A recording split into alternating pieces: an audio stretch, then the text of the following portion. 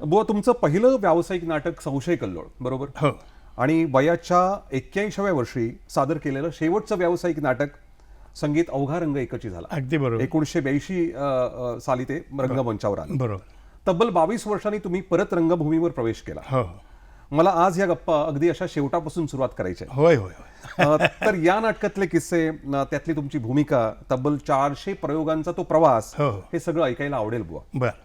मुळात बुवा एवढ्या उतार वयात ही भूमिका स्वीकारण्यामध्ये काय विचार होता तुमचा आणि त्यामध्ये काय प्रयोजन होतं? हां, तर मुंबई सोडून मी गोव्यात आलो आणि हेच ठरवून आलो होतो की आपण आता काय पूर्वीसारखी गात नाही, वय पण झालेलं आहे, थोडंसं शारीरिक पण थोडासा त्रास होतो आहे, तर आपण चांगलं चांगलं लोकांना ऐकवलेलं आहे, तर हे गाणं कशाला ऐकवायचं म्हणून जवळजवळ मी रंगभूमीवर संन्यासच घेतला होता. म्हटलं आता नाही जायचं आपल्याला. त्या दृष्टीने मी इथे आलो.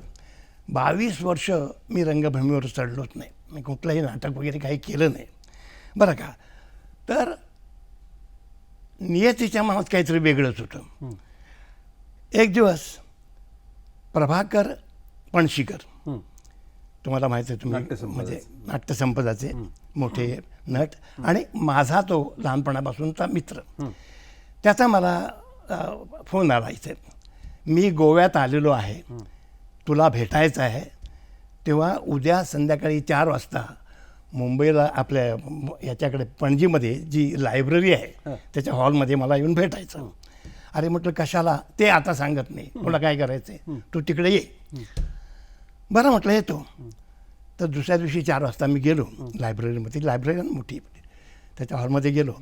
तर तिथं प्रभाकर वहिनी म्हणजे त्यांच्या मिसेस, त्यांचा पुतण्या अनंत पणशीकर त्यांच्या मिसेस, त्याच्यानंतर अशोक समेळ हा एक चांगल्यापैकी नट आणि दिग्दर्शक, असं त्यांनीच दिग्दर्शित केलंय. त्यांनी दिग्दर्शित केलं आहे, बरं का. असं ते आले.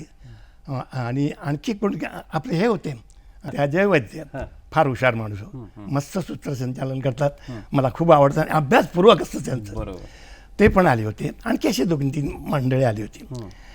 आणि प्रभाकरांनी सुरुवात केली बोलायला. ते म्हणाले एक नाटक घेऊन आलेलो आहे, त्याचं आता वाचन व्हायचं आहे इथे, बरं का, आणि नंतर तुम्ही आपापले अभिप्राय सांगायचे. झालं. त्याच्यानंतर नाटक सुरू झालं.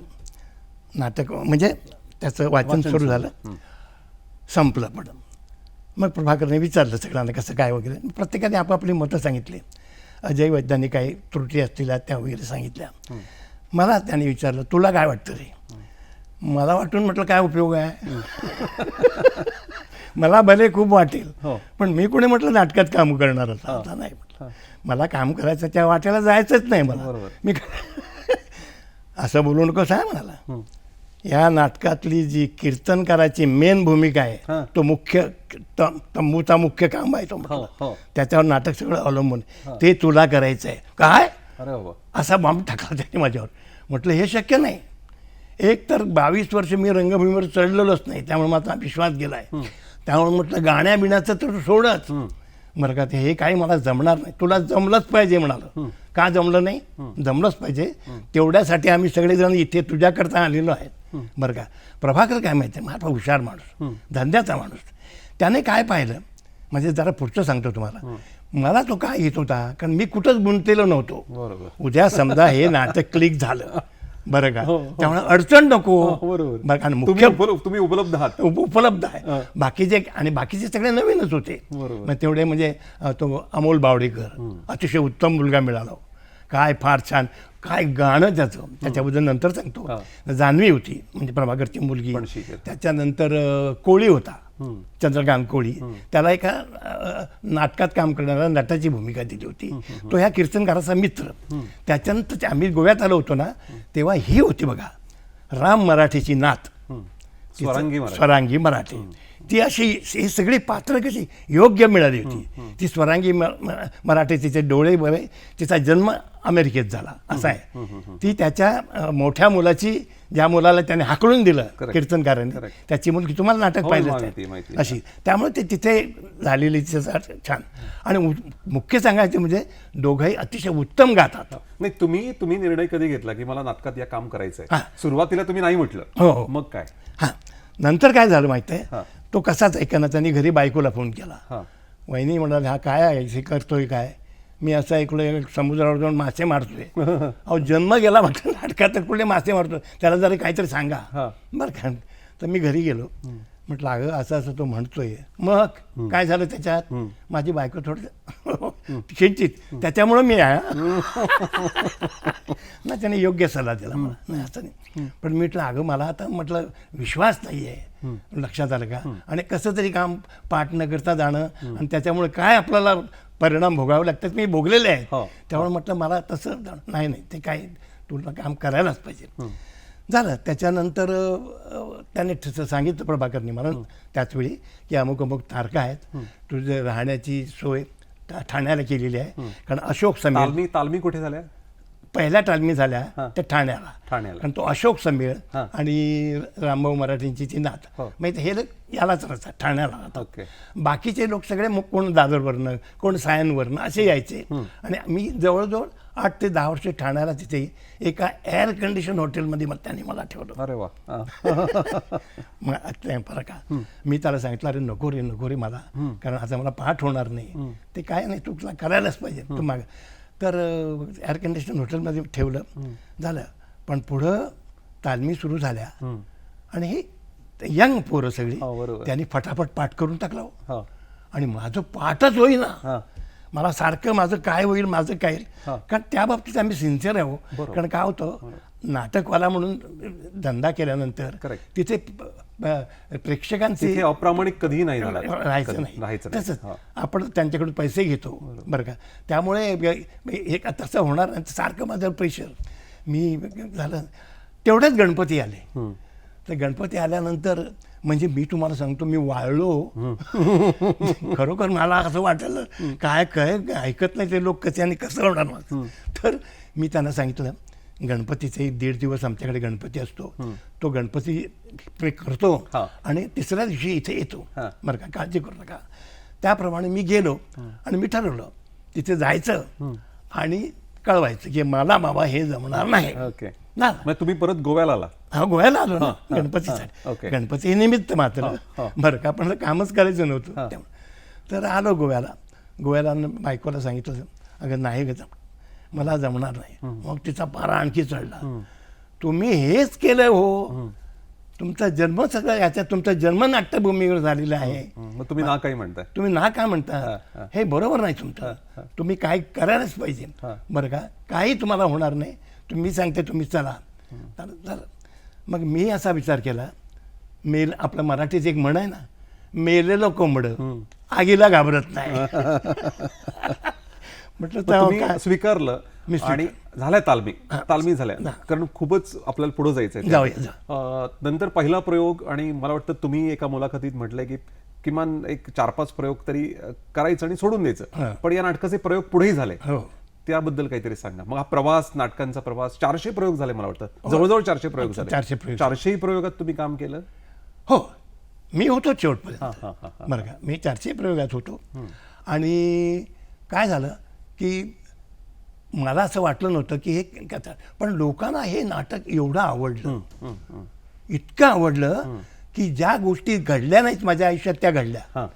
माझी आता एवढी मोठी कटार काळजात घुसली, त्याच्यानंतर पंडित जगन्नाथ, हजार प्रयोग झाली. बरोबर. मंदारमाला, रामभाऊंच्या बरोबर जुगलबंदी वगैरे 1000-1500 आणि काही 1800 असेच प्रयोग झाले माझे त्याचे बरं का.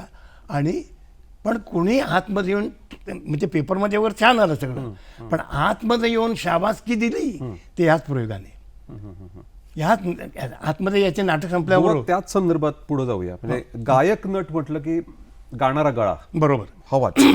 आणि उतारावयात स्वाभाविकपणे स्वास्थ्याच्या तक्रारी वाढत जातात तुम्ही म्हटलं. म्हणजे 81व्या वर्षी तुम्ही तो प्रयोग केला. बरोबर. आवाजही पूर्वीसारखा राहत नाही. बरोबर. हे सगळे असून सुद्धा तुम्ही भूमिका स्वीकारली, उत्तम रीतीनं पार पाडली.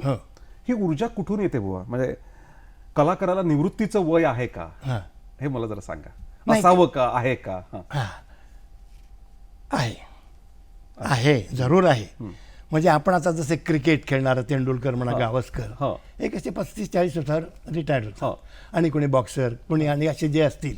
इतकंच कशाला, गव्हर्नमेंट सर्वंट असेल तो 60 वर्षावर निवृत्त होतो की नाही. आणि ते बरोबर असतं ना, कारण पुढे ते काम करू शकत नाहीयेत. बरोबर.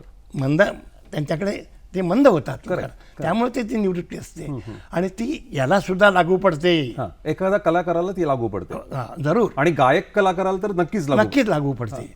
कारण प्रोज कलाकाराला ठीक आहे, त्याला पण गाण्याला आवाज तो तसाच असावा लागतो.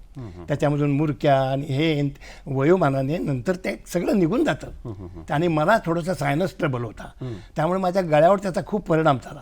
त्यामुळे मी म्हणतो आता गाणं मी त्यांना आधीच सांगितलं होतं. ते काय मला म्हणाले, ह्याच्यात गाण्याचा काही संबंध नाही, कीर्तनाचा काय, थोडंसं कीर्तनच आहे, जय जय रामकृष्ण हरी जय राम एवढंच म्हणायचं, एखादा छोटासा अभंग, गाणं बाकी गाणं गाणार तो आपला अमोल बावडेकर आणि ती मुलगी आणि त्या राममोहनची नाथ स्वरांगी आणि तो कोळी, तो नाटकातला संगीत नट म्हणून त्यांनाच गाणी आहेत बरं का. ते बाकी तुम्हाला गाणं नाही, तुमचं फक्त क्लॅशेस होतात. तुमचं म्हणणं काय असतं कीर्तनकाराचं, की माझ्या मुलाने कीर्तन करावं आणि पारंपरिक पद्धतीने ते करावं, याच्यावर ते बेस आहे बरं का. त्याच्यामध्ये कीर्तन कुठे तुम्हाला जास्ती दिसणार नाही. मोठा मुलगा परजातीच्या मुलीशी लग्न करतो म्हणून त्याला आधीच हाकलून देतात. तो जातो अमेरिकेला, तिथे त्याला ही आपली ही मुलगी होते ही तिथे त्याला, आणि काय होतं की तो जो त्याचा मित्र असतो नाटकातला काम करणारा ह्याचा एक कीर्तनकाराचा, त्याला वाटतं की ह्यांचं जुळलं पाहिजे, याचं हे होऊन जी फॅमिली फुटलेली आहे तसं नको व्हायला. पुन्हा हा जो काय असतो तोही बापाला तेच सांगतो, मी तुमचं कीर्तन मी करीन पण माझ्या पद्धतीने करीन, मी त्याला वेस्टर्न थोडंसं टच देईन.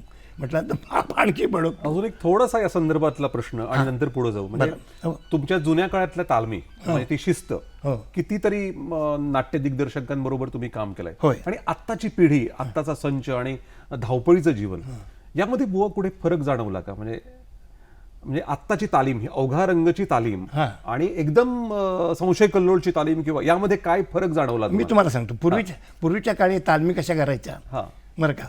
नाटकाचे प्रयोग किती झालेले असो, पण ज्या दिवशी तिथे घंटा असायची बरं का, ती मेन घंटा बाहेर शाळेत कशी असते, त्याची थाळी कशी असते बघा, तशी प्रत्येक नाटक कंपनीची ज्या दिवशी जे नाटक असेल त्याचं सकाळच्या वेळी तालीम झालीच पाहिजे. म्हणजे अर्थात नुसतं बोलणं, शिस्त होती, ती झालीच पाहिजे बरं का. म्हणजे तिथे काय प्रश्नच येत नाही, ते म्हणजे कंपल्सरी होतं ते. त्या दिवशी ते एकदम अगदी रंगमंचावर येऊन करायची का? नाही, सकाळी आपलं काय आहे, पूर्वी सगळे लोक एकत्र राहायचे ना, बरोबर. नाटक कंपनी म्हणजे कुटुंब. कुठेतरी आता बडोद्याला गेले तर बडोद्याला अशा कितीतरी घरं त्यावेळी मिळायची, या राजे रजवाड्यांनी बांधून ठेवलेली, ती अशी रिकामीच असायची बरं का. त्यावेळी त्यांना जाऊन जरा विनंती केली, त्यांना नाटकाला बिटकाला बोलवलं की ते कधी केव्हा फुकटच द्यायचे बंगल्यात राहायला बरं का. तिथे सगळे जमायचे आणि मोठे असायचे होते. म्हणजे बंगले म्हणजे काय, ते राजवाड्यांनी बांधून ठेवलेले, त्यांना काय ते बडोद्याला वगैरे ते सगळे. हे आधी आत्ताची तालमी, आत्ताच्या तालमीचं काय आहे की तर त्याला काय म्हणावं, आत्ताचे ना मला तरी असं वाटतं की आत्ताची तल्लक बुद्धीचे लोक आहेत, त्यांना एवढी तालमीची गरज नाहीये. ते सगळे घरी बसून जे काय नाटक असेल ते हे करतील. मला तरी कोणी असा रंगभूमीवर दिसलेला नाहीये लक्षात आलं अलीकडच्या तालमीमध्ये बरं का. एखादं दुसरं काहीतरी असेल परंतु तालमी ते घरी भाषण पाठ करून वगैरे यायचे. पण मुख्य सांगायचं म्हणजे ज्या दिवशी जे नाटक, त्या दिवशी त्याचे हजारो प्रयोग झालेले असले तरी तालीम ही शिस्त त्यावेळी होती बरं का. त्यामुळे अगदी मस्त सुंदर नाटक व्हायची. आता फक्त नाटक एके नाटक नाहीये, हे कलाकार कुठेतरी अन्य कामाने जायचे, सगळं व्हायचं. त्यावेळी काळापर्यंत काळ आहे ना, काळामुळे सगळं बदललं जातं. त्यामुळे ते पद्धत अशी झाली. मग आपण आता अगदी सुरुवातीला जाणार आहोत. बुवा तुमचं पहिलं नाटक संगीत संशय कल्लोळ, इथं त्याचे प्रयोग म्हणजे म्हापशा तुमच्याच संस्थेत, आणि त्यानंतर मला वाटतं अण्णासाहेब किर्लोस्करांचं संगीत सौभद्र नंतरच्या काळामध्ये. मी असं ऐकलंय की या नाटकाचा पहिला प्रयोग तब्बल 6 तास चालला आणि कुठल्या सौभद्रचा, आणि त्यानंतरचा सौभद्रच्या प्रवासाचे तुम्ही साक्षीदार आहात. हा प्रयोग अगदी सुटसुटीत व्हावा म्हणून तुम्ही त्यावेळी काही सूचना केल्या होत्या आणि त्याचा वेगळाही विचार झाला होता. म्हणजे नंतरच्या काळात काय केलं बुवा तुम्ही? तो अगदी थोडंसं सौभद्र थोडंसं आवर्त घेण्यासाठी. नाही, आम्ही नाही केलं ते. आता काय मला वाटतं सौभद्र नाटक रंगभूमीवरून जवळजवळ 200 वर्ष झाली असतील. बरोबर. 150 का 200 तुमच्या काळामध्ये तेच 200 वर्ष झाली असतील बरं का. त्यावेळी तो प्रकार झाला तो तुम्हाला सांगतो थोडासा, की अण्णासाहेबांनी ते खूप नाटक लिहून ठेवलं बरं का. आणि म्हणजे मोठमोठे डायलॉग कधी मराठीवर प्रभुत्व होतं, संस्कृतवर प्रभुत्व होतं, बरोबर. खूप लिहून ठेवलं. आणि गाणी पण सगळ्यांना. आत्ता कशी त्यातल्यानंतर कट होत होत होत ते 6 तासाचं 3.5 तासावर आला, त्याच्यापेक्षा लहान करण्यात न केलेलं बरं. न केलेलं बरं. त्याच्यातली गाणी बिणी आणि त्याच्यात 4च गाणारे ठेवले, हां. सुभद्रा, कृष्ण, अर्जुन आणि नारद. आणि त्यांची गाणी किती घरोघरी पोचली हे मी तुम्हाला सांगायला नको. बरोबर. नारदाची गाणी, लग्नाला जातो मी की राधा धर्मधून, करेक्ट. ह्याची गाणी, कृष्णाची गाणी, बरं का, नत्यसुंदरी करू गोपा, प्रत्येक गाणं त्या महाभागाने लोकांसमोर पोचवली. बरं का. तर अण्णासाहेबांनी ते लिहून ठेवलं. नंतर कापत कापत कापत ते 3.5 तासावर आलं. आणि मग काळ बदलतो की सगळं बदललं जातं ना. पण ते लोकांना आवडलं, कारण लोकांना कुठे वेळ असतो हे करायला. बरोबर. आता इतका वेळ नसतो लोकांना. आता तर 2 अंकी नाटकं झाली, तुम्हाला माहितीच आहे. बरोबर. त्यावेळी तसं नव्हतं. त्यावेळी लोकांना तेवढीच करमणूक होती. त्यामुळे नाटकं बघायचे लोक. नाटकं बघायची. 3, 3.5, 4 तास किती 5 पण मला एकच गोष्ट तुम्हाला गंमत म्हणून सांगायची. सांगा. कृष्णाची भूमिका ही दुसऱ्या अंकात त्याची एंट्री. पहिला अंक नारद, अर्जुन वगैरे सगळं. दुसऱ्या अंकात कृष्ण. कृष्णाचं पहिलंच वाक्य असं असतं, चक्रदंडा सेवक येतो, दादासाहेबांची स्वारी कुठे तुला माहीत आहे का? होय महाराज, दादासाहेबांची स्वारी रैवतक पर्वतावर त्या याला भेटायला गेलेली आहे, त्या गुरु महाराजांना भेटायला गेली आहे. तिथून ते परत आपल्या महालाकडे येणार आहेत. हे बघ, ते आले की ताबडतोब मला कळव. मग कृष्णाचं वाक्य आहे, आमच्या दादासाहेबांचा स्वभाव जर हट्टी नसता तर त्यांच्यासारखा पुरुष अद्याप झालाच नाही असं म्हणायला हरकत नव्हती. पण सुभद्रा दुर्योधनालाच द्यायची हा आग्रह काही दादासाहेब सोडेना. बरं का. आता तुम्हाला चूक कुठल्या आढळली मला सांगा बरं. नाही, मी तुम्हाला विचारतो. सुभद्रा एवढा मी डायलॉग बोलतो, नाही लक्षात. सांगा बरं. नाही लक्षात आलं. नाही येणार नाही. नाही लक्षात आलं. सांगतो तुम्हाला. कारण तुम्ही एखाद्या वेळ म्हणाल काय अण्णासाहेबांची चूक करतो. चूक नाही काढत, कारण ते नाटक इतकं अप्रतिम राहिलं, या कुणाच्या लक्षात येत नाही. आता दादासाहेबांची स्वारी जर हट्टी नसती तर त्यांच्यासारखा पुरुष. आता मला सांगा, हे नाटक पुराणातलं, तिथे साहेब कुठे आले? तुम्ही एवढं डायलॉग म्हटलं माझ्या लक्षात नाही आले. तेच सांगतो तुम्हाला. बरोबर. सांगा ना मला. अशा कित्येक चुका आहेत, कित्येक. संशयकळू नाटकामध्ये सुद्धा अशी चूक आहे. इंग्रज आल्यानंतर साहेब आले. साहेब आले, मी ते दादासाहेब कुठे आले? बरोबर. असं सांगा बरोबर. पण मी हे कोणाला सांगायला गेलो तर काय शाणा आहे, अण्णासाहेब चूक काढतो असे म्हणणारे पण लोक आहेत. लक्षात आहे. त्यापेक्षा गप्प बसलेलं अशा बरं. काही चुका राहतात आणि नंतर ते आपल्या लक्षात येतात. पण अजून इतकी प्रति त्याच्या निघाल्या, बरोबर. अजून तेच भाषण आहे तिथे. तुम्ही बघा अलीकडच्या काळामध्ये कोणी प्रति काढलेल्या आहेत, ते तसंच भाषण आहे. अशा राहतात बरं का. संशय कॉलममध्ये नाही का, ती रेवती घरी येऊन पडते, त्यावेळी हा तिला मारा घालतो. कोण? हा. आणि त्याचं वाक्य असं असतं, अरे अरे बरं तर बरं, नाही तर खाली दगडा डोकं आपटून प्राण देखील जायचा, असं वाक्य त्याचं. तर मी एकदा चुकून बोललो, कारण गडबडीत मलाही गडबडीत काही होऊ शकतं बरं का. बरोबर. तर मी चुकून बोललो.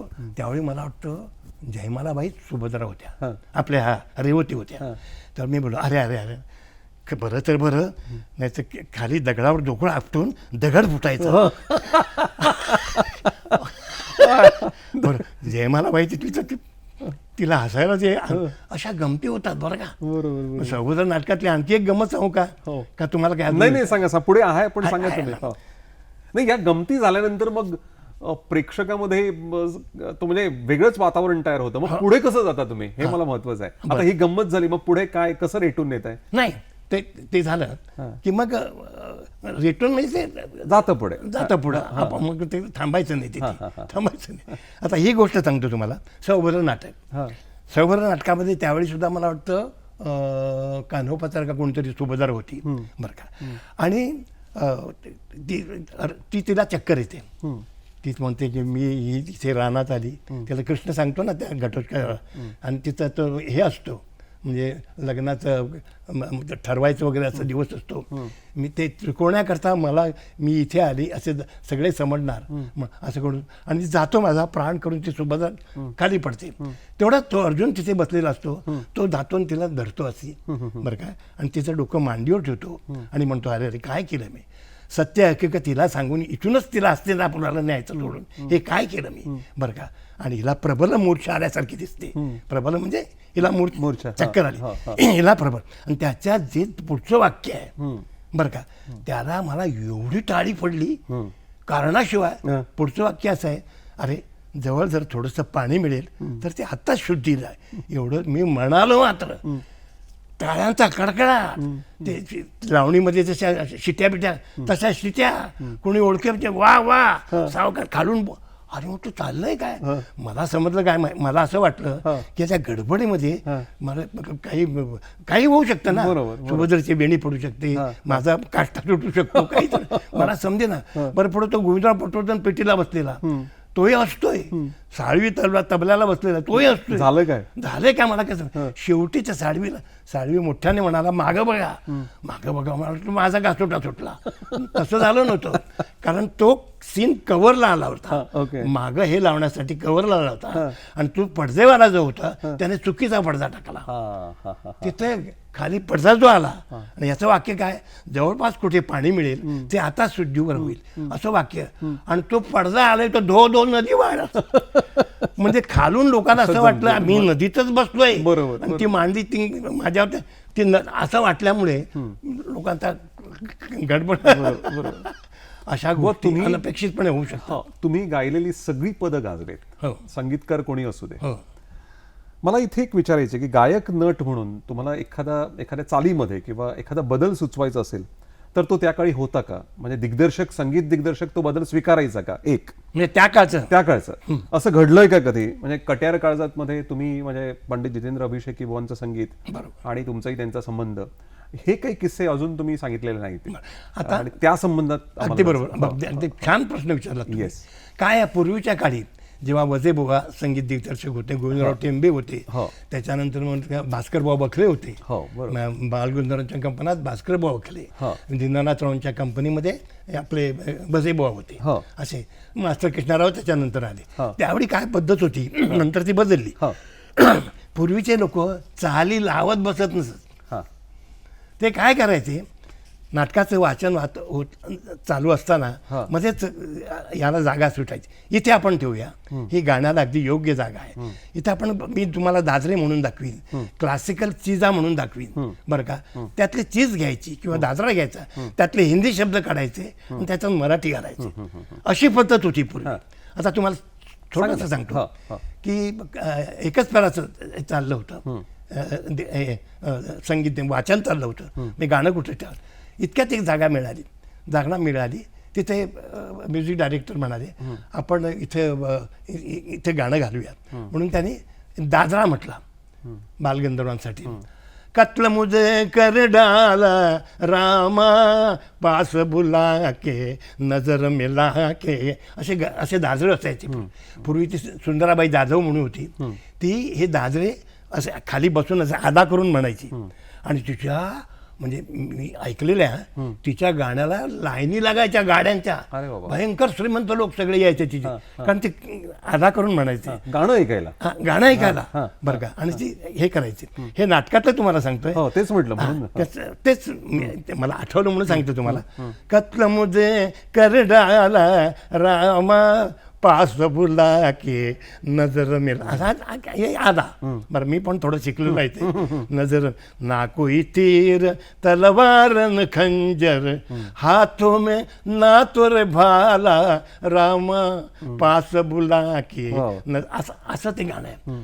तर सत्यवदे वचनाला नाथा, हे गाणं म्हणून त्या गाण्याचं सोनं करायचं बालगंधर्वाचे. ते ठुमरीचा बाज विसरू आहे, कारण त्यांचं सात्विक गाणं, आणि कुठे काय चेहऱ्यावर त्रास नाही, चेहऱ्यावर रिंकल्स नाही, कुठे कसला त्रास नाही, आणि एकदम त्याचा आहे. आता ही जी गाडी आपलं कतला मुझे करणारा शृंगारी गाणं शृंगारिक गाणं. पण इथे जरा सुद्धा शृंगार दिसायचं नाही. बरोबर. असे बालगंधर्व गायचे. आता आणखी एक तुम्हाला गंमत सांगतो, आठवण झाली म्हणून. हो, सांगा. मला मी डोंबिवलीला राहत होतो, लग्न वगैरे झालं होतं माझं, आणि बालगंधर्वांचं गाणं गणपतीच्या देवळात होतं. त्या गणपतीच्या देवळात सभा मंडप आहे, तो जवळजवळ 200-300 लोक बसतीलच आहे. त्यांचे गुरुजी जे होते ना, त्यांच्यासाठी एक छोटा बंगला तिथे बांधलं, त्यांना देवळाची व्यवस्था पाहिजे. तर बालगंधर्वांचं तिथं गाणं होतं. त्या गुरुजींनी मला सांगितलं, बालगंधर्व सकाळी येणार आहेत, तू भेटतोस का त्यांना? तोपर्यंत बालगंधर्वांची माझी भेट झाली नव्हती बरं का. मी त्यांचं खूप नाव ऐकलं. तर हिलाही मी म्हटलं, अगं बालगंधर्व इथे याच्यात आपण जाऊया, गाणं ऐकूया. आणि गेलो आम्ही. गेलो तर सकाळी बालगंधर्व आले होते तिथे. ते त्या बालगंधर्वांनी सांगितलं होतं, मी गुरुजींच्याच घरी उतरणार, मी याच्यात हॉटेलमध्ये वगैरे उतरणार नाही, गुरुजींच्याच घरी. पण पूर्वी एकदा त्यांचं झालं होतं म्हणजे गाणं. तर ते आले, आम्ही गेलो भेटायला, नमस्कार वगैरे केला. मी त्यांना सांगितलं, मी रघुवीर सावकाराचा मुलगा, कारण माझे बाबा वयाच्या 22व्या वर्षी बालगंधर्व कंपनीत गेले होते. तिथे जे राहिले होते बालगंधर्व कंपनीत सुरुवातीला एक 5-6 महिने राहिले. नंतर त्यांनी स्वतःची कंपनी काढली, रंगबोधेच्छू. मी गेलो, बायको गेलो, त्यांना भेटलो. त्यांना सांगितलं की मी रघुवीर सावकाराचा मुलगा. त्यांना खूप आनंद झाला.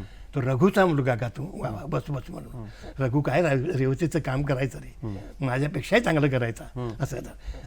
तर तेव्हा म्हटलं, बोलता बोलता मी सहज म्हटलं, एक लहान तोंडी मोठा घास घेऊ का? तर म्हटलं, का रे असं का बोलतोस? नाही, मला लोक असं म्हणतात, तुम्ही जेव्हा सुभद्रेचं काम करत होता बरं का, त्याच्यातली गाणी एक गाणं तुम्ही अर्धा तास म्हणत होता, असं लोक जुने लोक सांगतात. हे कितपत खरं आहे? काय गात होता तुम्ही? तुझ्या गाण्याबद्दल म्हटलं काय प्रश्नच नाही बरं का. ते हसले. ते म्हणा, हे तुला सगळं खरं वाटलं का? नाही रे, असं कुठं होतंय का? असा विचार कर, त्या नाटकातली 8 गाणी कमीत कमी, म्हणजे किती सांगू तुला, वजा जाऊ कुणाला, 8 गाणी तरी गाण्यासारखी आहेत. माझी 8 गाणी जर मी अर्ध्या तासात एक गाणं गालो तर म्हणजे गाण्याचे 4 तास होतात.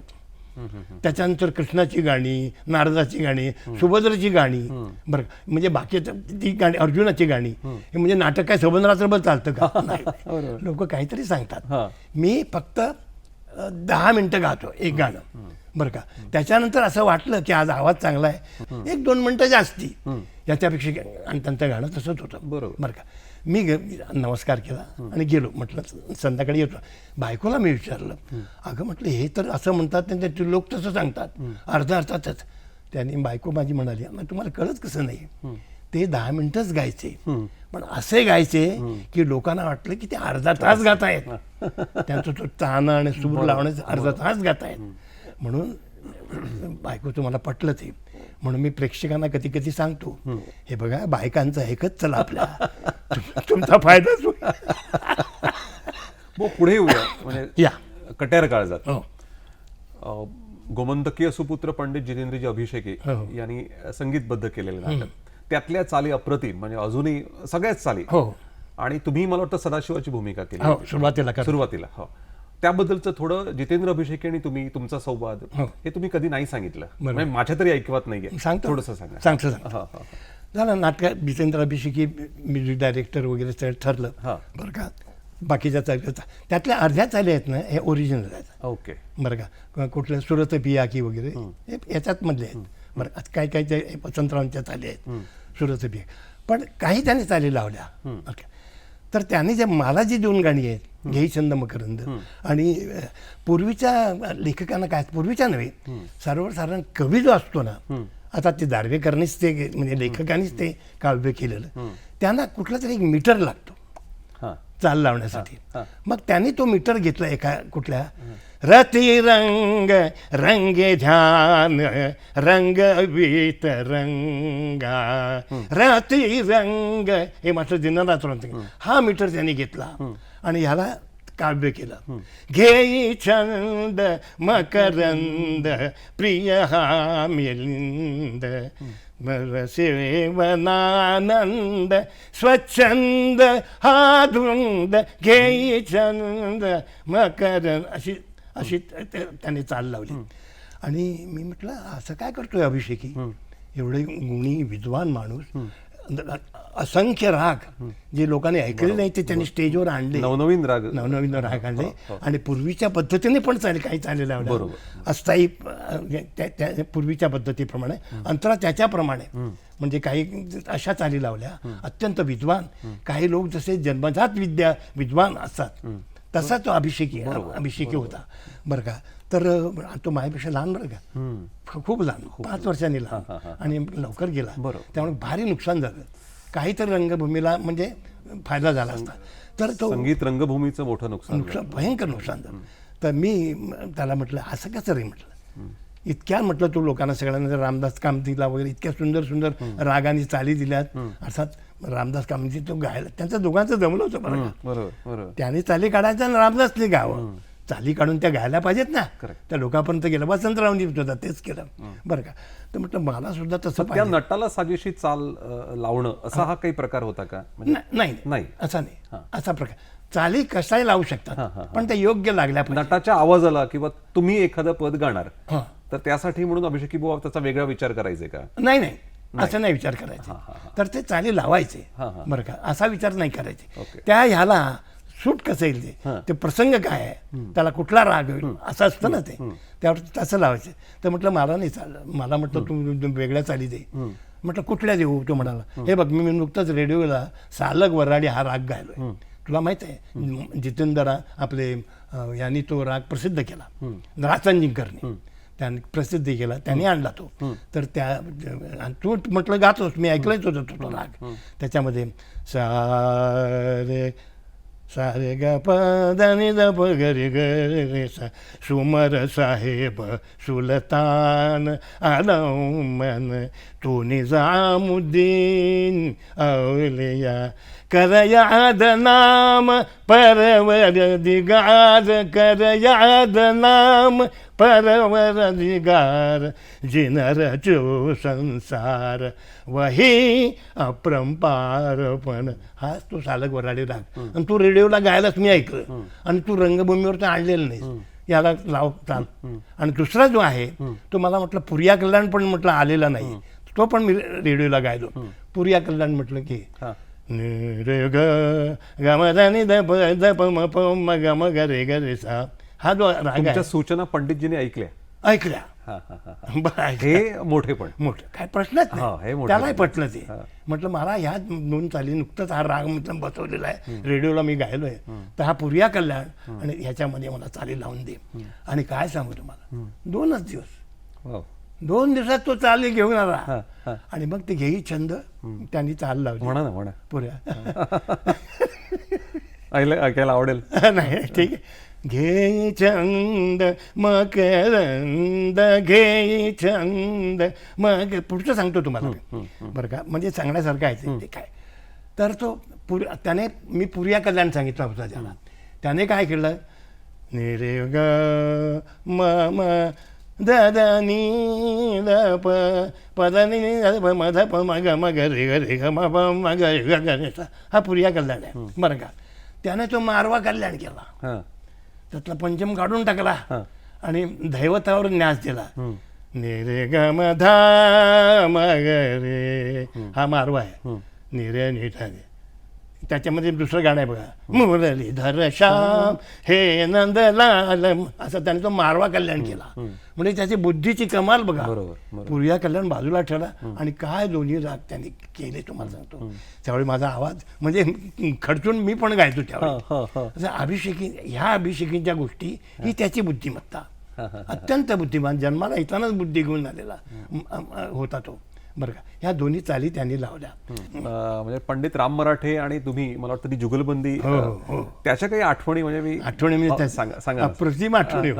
कारण ते जेव्हा नाटक ठरलं तर त्या नाटकामध्ये ते नाटकाची कोणी घ्यायला तयार नव्हते.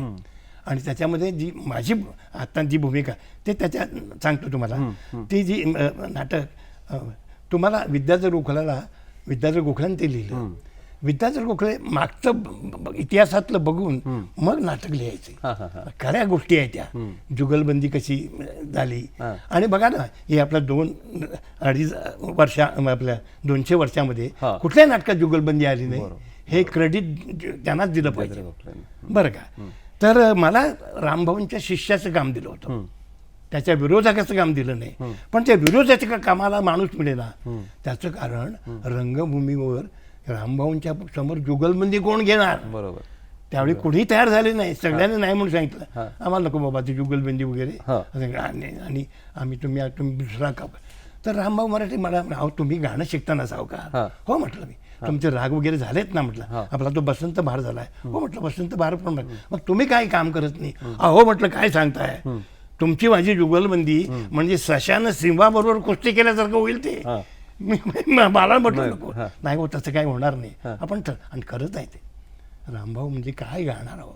आणि तुम्हाला सांगतो फार लवकर गेले ते, वयाच्या 64 वर्षी गेले रामभाऊ. खूप खूप नुकसान झालं. प्रचंड ताकदीचा गाणारा माणूस, इतका, आणि त्यांच्याकडे साठा गाण्याचा. तर मला म्हणा आपण बसूया सावकार, कारण मला खात्री आहे की हे नाटक चालेल, निश्चित चालेल. आणि खरंच होते ते. रामभाऊंना असं योग्य काम मिळालं. जसं त्यांचं आक्रमक गाणं आहे ना, तसंच त्यांच्या चाली पण त्यांच्या, सगळ्या चाली त्यांच्या, ती आणि ती ज्योत्स्ना मोहिले या दोघांची गाणी. मला त्यांनी काय केलं माहिती आहे, मी त्याचा विरोधक असल्यामुळे नव्हे, मी त्यांनी मला त्याच्यात क्लासिकलच चाली लावल्या. मी रामभाऊने काय म्हटलं, रामभाऊ तुम्ही क्लासिकल गाणार, ती गाणार, मी गाणार, सगळं क्लासिकलच होईल.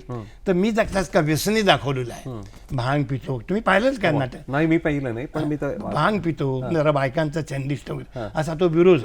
बरं, तर तो तुम्ही म्हटलं जर टुंबरी गझल वगैरे असं काही करू का. हे बघ म्हटलं तू काय वाटेल ते कर, पण मला आवडलं नाही तर मी ठेवणार नाही, कारण माझं नाव खराब होईल. म्हटलं तुम्ही ऐका ना. झालं. आणि माझ्याकडे मी मला गझल त्याच्यामध्ये 2 आहेत बघा, आज मिलन की रात, तो एक गझल, आणि आणखी एक गझल आहे त्याच्यामध्ये, त्याचा आठवत नाही. आज मिलन की रात सजनी, आज मिलन की रात, बुझाओ दीप सजनी, यही है प्यार का पैगाम, जलने वालों चिरागों का, सुहाने रात में क्या काम. अशी गझल. म्हटलं मी अशी म्हणू का. तर म्हटलं बघ लोकांना आवडलं नाही, मला आवडलं नाही, ठेवणार नाही म्हणून. आणि तुम्हाला सांगते रंगलंच माझं. दोन्ही रंगल्या. दुसरी पहिली पण गझल आहे त्याच्यामध्ये, त्यात दोन्ही रंगल्या. मग रामभाऊंनी ठेवल्या. व छोटे गंधर्व तुमचे श्रवण गुरु असं तुम्ही छोटा गंधर्व. काही दिवस शिकलो मी त्यांच्याकडे. शिकला शिकलो, पण फारसं मला घेता आलेच नाही, त्याचं मला दुःख आहे. कारण तो माणूस स्वतः नायक आणि गायक. ओके. म्हणजे त्यांनी काही राग पण बनवलेत, काही चिजाय पण बनवल्यात, काही फार कठीण आहे बरं का. आणि इतकं असून ते नाटकाचंच गायचे ना, शेवटी त्यांना दुःख व्हायचं. लोक त्यांना शेवटी गायला बोलवायचे आणि नाटकातले गाणे नचसुंदरी करून कोपा म्हणाल, त्यांना राग यायचा भयंकर. बुवा तुमच्या गायकीमध्ये म्हणजे नाना करामती, ताना हरकती हे सगळं होतं, आणि त्यामुळे तुमची गाणी लोकप्रिय झाली. कुठून आलाय, म्हणजे कोणत्या 2-3 घराण्यांची गायकी तुम्ही शिकलात. हो. कोण गुरु तुमचे किंवा काय संस्कार तुमच्यावर होते जरा सांगा. सुरुवातीला मी आग्रेवाला घराण्यात शिकलो, कारण तिकडे गोविंदराव अगनी ते आग्रेवाला घराण्यात शिकायचे, ते त्यांच्याकडे शिकलो. आग्रेवाला हे घराणं कसं आहे की खूप विद्वान बरं का. त्यांचे जे विलायत हुसेन खान साहेब, लताफत सगळे बंधू ते छान गायचे. तर त्या आग्रेवाला हे त्यांच्याकडे, पण त्यांचं काय होतं ते रेखून गातात बरं का. विद्वान खूप, पण गायक असे ते म्हणून कधी कोणाला पसंत पडले नाही. विद्या घ्या आणि तुम्ही गा, पण रेखून गातात. मग पु ल देशपांडे काय म्हणाले एकदा, आग्रेवाले विद्वान आहेत सगळे आहेत, पण ते रेखून गातात म्हणून गाण्यातले अतिरेकी आहेत म्हणाले. आता पु ल देशपांडे म्हणजे काय, त्यांना कसेच ते शब्द सुटतात हे देवाला माहिती. असो, मी त्यांच्याकडे आधी शिकलो. नंतर कोल्हापूरचे निवृत्ती बॉसर नाईक यांच्याकडे आग्रे घराण्याची गायकी, त्यांच्याकडे जयपूर घराण्याची गायकी, मल्लिकार्जुन मनसूर, केसरबाई किरकर यांची गायकी ती गायली. आणि नारायण डाव्यास त्यांच्याकडे ग्वाल्हेर गायकी, असं 3 घराण्याची गायकी मी शिकलेलो आहे बरं का. त्यामुळे पुढचा एक प्रश्न, कारण 5 मिनिटं आहेत माझ्याकडे. बुवा तुमचा आवाज भरदार, श्रवणमधुर, वाणी स्वच्छ शुद्ध. वाणीच्या स्वच्छतेसाठी किंवा स्पष्टतेसाठी काही परिश्रम घेतले होते का खास. नाही, मला तसे घ्यावेच लागले नाही. नाही. कारण मी नाटक कंपनीचा माझा जन्म झाला होता आणि शिवाय नाटकाचंच काम करणारा माणूस उपजतच आलंय सगळं. ते तुम्हाला वाणी स्वच्छ ठेवली पाहिजे, बरोबर. नाहीतर काय उपयोग नाहीये. युवा गायक नट कलाकारांसाठी तुम्ही या संदर्भात काय सांगू इच्छिता? युवा गायक नट कलाकारांसाठी खास गायक करून. नट हो हो, उभरत्या कलाकारांसाठी. काळ असा आहे, हा काळ बदललेला आहे हे त्या गायक नटांनी लक्षात ठेवलं पाहिजे. गाणं किती म्हणावं, हा कसं म्हणावं, हा. बरं का, हे लक्षात ठेवलं पाहिजे. बुवा, तुम्ही अनेक पुरस्कारांनी सन्मानित झालात. म्हणजे पद्मश्री, नंतर अखिल भारतीय नाट्य परिषदेचं बालगंधर्व सुवर्ण पदक, राम मराठे स्मृती पुरस्कार, गोवा सरकारचे अनेक पुरस्कार, अशा अनेक पुरस्कारांचे तुम्ही मानकडी ठरलात. एखाद्या संस्मरणीय पुरस्कार सोहळ्याच्या काही किस्से आठवतात का? म्हणजे एकच आहे की जेव्हा मी कलाम साहेबांच्याकडून पद्मश्री घेतला ना, तेव्हा ते तालीम घेतात पहिल्या दिवशी. पहिल्या दिवशी कलाम साहेब येत नाही. जसं पुरस्कारात म्हणजे तिथे बसायचं, नाव उचलल्यानंतर पुढे जायचं, तिथे उभं राहून तिथून त्यांना नमस्कार करायचं, मग त्यांच्या जवळ अमुक याच्यापर्यंत जायचं, पुन्हा ते मग पुरस्कार देतील आपल्याला. त्यांच्याकडे फारसं बोलायचं नाही, थँक्यू काय असतं. इथे तालीम झालीच तुमची? तालीम झाली, नाटकवाल्याची तालीम इथे झाली. तिने सगळ्यांनाच करावी लक्षात आलं. अगदी कंपल्सरी. पहिल्या दिवशी काय खर्च सगळा ते करत असतात ना, तुमचा प्रचंड खर्च ते करत, तुम्हाला अशोका हॉटेलमध्ये ठेवतात, सगळं करतात ते त्याचे. हो, हे तुमचं पुस्तक मी नाटकवाला, हो, यामध्ये हे आत्मचरित्र म्हणायचं का काय? नाही नाही नाही, हे आत्मचरित्र नाही, अजिबात नाही. हे फक्त काय झालं की हातात मी जे किस्से लिहिलेत ना, ते काही विनोदी किस्स्यांच्या तिथे आणि काही असे प्रसंग घडले त्याच्या तेवढंच आहे ते, बरं का. पण हे पुस्तक अर्ध राहिलं माझं. मी त्यावेळी फार वरीजमध्ये होतो, टेन्शनमध्ये होतो. माझ्या सौभाग्य लवकर पूर्ण व्हावं अशी इच्छा आहे. लवकर पूर्ण व्हावं आता बघूया आता काय आता. पण ते अजून एवढंच पुस्तक होईल इतके किस्से माझ्याकडे आहेत. किंवा कारण जी नाटकं नवीन नाटकं म्हणून त्यावेळी आली ना, ती नाटकं कशी यांना सुचली, त्यानंतर त्यांनी त्या नाटकासाठी काय काय केलं. पंडितराज जगन्नाथ, मंदारमाला, गौरी शंकर आणि सुवर्णचुरा ही विद्याधर गोखलेंची 4 नाटकं. ह्या 4 नाटकात मी होतो. त्याच्यानंतर त्यांनी आणखी 7-8 नाटकं केली, पण ह्या 4ही नाटकात मी होतो. आणि या प्रत्येक नाटकाचं भरपूर सांगण्यासारखं आहे. अजून एवढं पुस्तक होऊ शकतं. हो, नक्कीच. त्यांचं कटार काळजात घुसली. वसंतराव देशपांडे कसे आले, कारण त्यांचं काम माझ्याकडे होतं. खानसाहेबाचं काम माझ्याकडे होतं. त्याचे गाण्याचं काम मी आधी केलं होतं, ते दार्वेकरने पाहिलं होतं. बुवा, आयुष्याच्या या वळणावर तुम्ही अगदी समाधानी आहेत हे आत्ता मला 30-40 मिनिटात अगदी जाणवलं. मराठी संगीत रंगभूमीसाठी एका गोमंतकीयानं दिलेल्या योगदानाची तुलना अन्य कोणाचीही होऊ शकत नाही. आज तुम्ही इथं आलात, आमच्याशी मनमोकळेपणानं गप्पा मारल्यात. खूप बरं वाटलं, खूप बरं वाटलं. तुम्हाला उदंड आयुष्य, आरोग्य लाभो अशी ईश्वरचरणी प्रार्थना. नमस्कार. नमस्कार. नमस्कार.